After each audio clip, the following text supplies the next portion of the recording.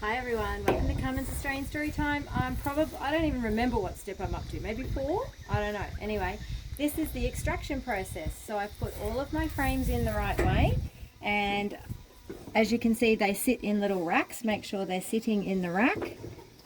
Sometimes when the honeycomb makes it a bit wide, they won't be sitting in their rack. Once they're in the rack, this is using centrifugal force. You're just going to start slowly because it is only plastic and metal together, so you don't want to break anything. And as you get a feel for it, you can get faster and faster.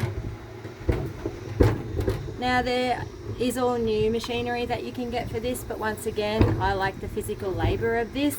It means a lot to me to be a third generation. My grandpa taught my dad and my dad's taught me, and I've learnt so much, and I just love this process. Alright, so ideally you want it on a nice flat surface. So Mr. Jones and I are holding the drum down while we do this. It's just because we're showing you, we've got it on a different angle. So once, as you can see, the honey's flicking out of that. Just keep going, flicking the honey out, getting faster and faster. But as you get faster, yes, the drum will jump around a bit, so make sure you are on a flat surface when you are doing this.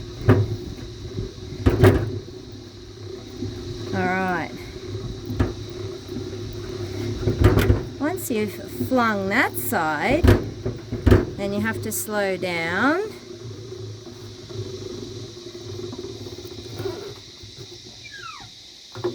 And turn each frame around the other way, because there's 2 sides to each frame. Now the other side needs flicking out. So just go round, flipping them all over.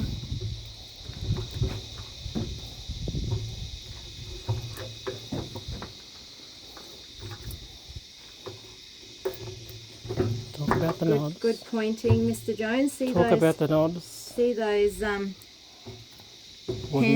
wooden handles sticking out that the frames sit in? That's what you're flicking around to the other side. So just spinning them around.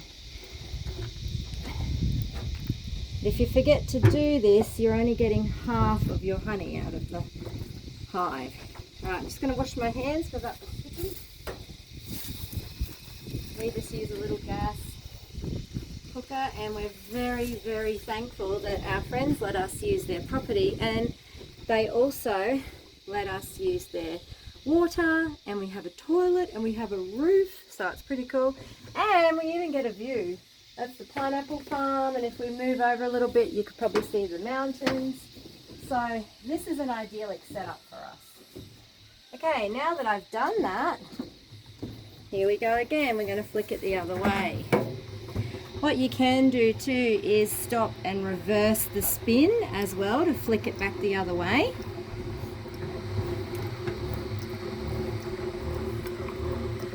So you can see that honey down in there is being flicked out of each of those cells, which is why we have to uncap the cells.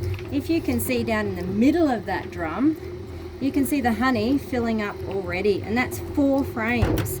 So every time that fills up at the bottom, you'll have to stop and drain it a little bit. So we'll show you that process in a second.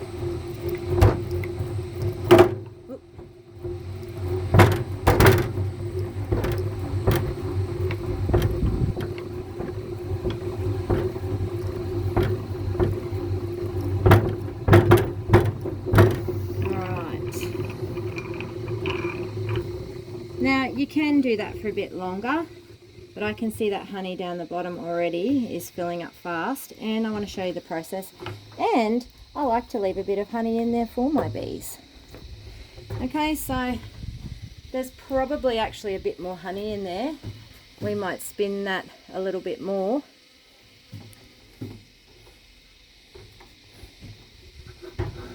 Just going to get off that.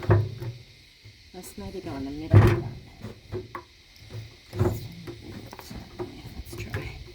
I'm going to go the other way now. Just got to watch the bottom is getting quite full of that honey now. Now unfortunately, and you have to be honest about this, you are going to lose some bees during all of this process because they are designed to protect their hive. They won't necessarily chase after you, but they will chase the boxes because they're protecting their hive. So sometimes they will drown in the honey or they'll get caught.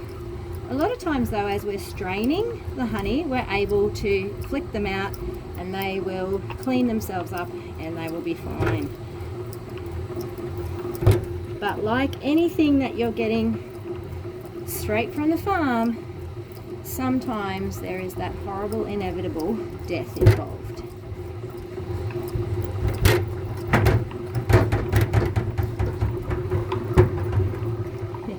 It's not loving this angle, is it? So if you want gym membership that gives back, do some beekeeping. You'll never need a gym membership again.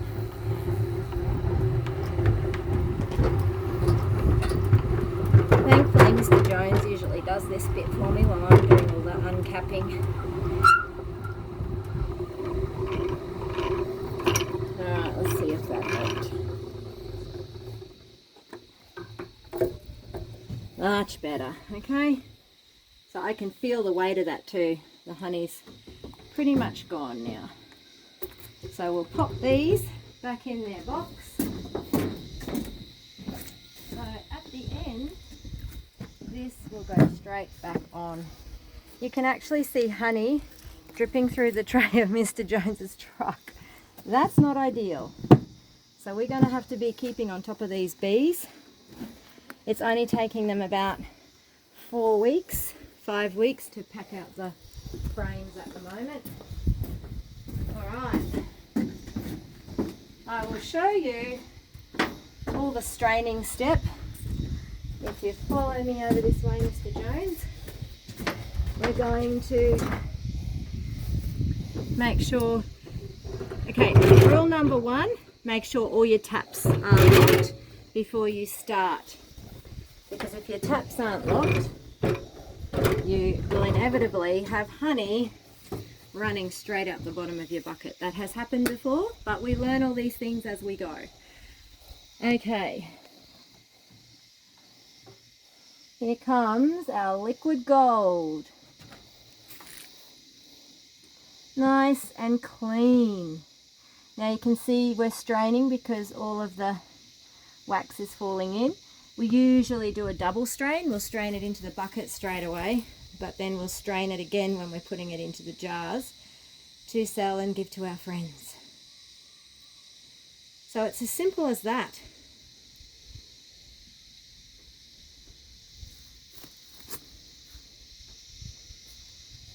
Thank you for joining me, and I hope you click and subscribe. I've got probably one more step to show you, but I'll show you that at home when we I might show you when I'm putting them back in down the bottom there, because that's a bit of a funny process too. And then I'll show you the jarring when we get home. See you later.